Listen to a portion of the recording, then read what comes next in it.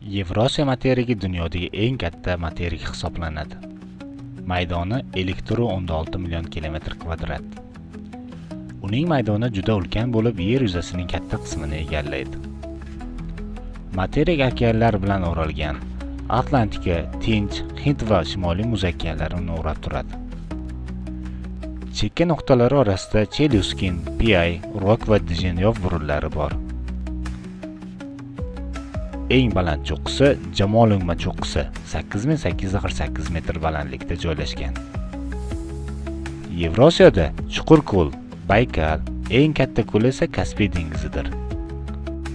Shuningdek, Orol va Issiqko'l ham materikdagi muhim suv havzalari hisoblanadi.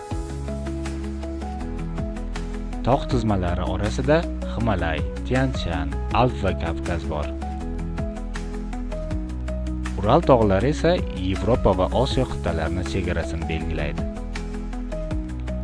Materikda iqlim Arktikadan tropikgacha farq qiladi. Oymekon -71 daraja sovuq bo'lib, Shimoliy yarimsharning sovuqlik markazi hisoblanadi.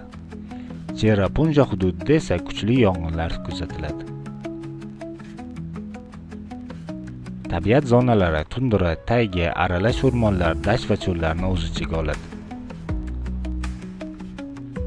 Yevrosiyoda oq ayiq, shimol bug'usi, panda, fil, jayron, 2 o'rgachli tuya va orangutan kabi noyob hayvonlar yashaydi.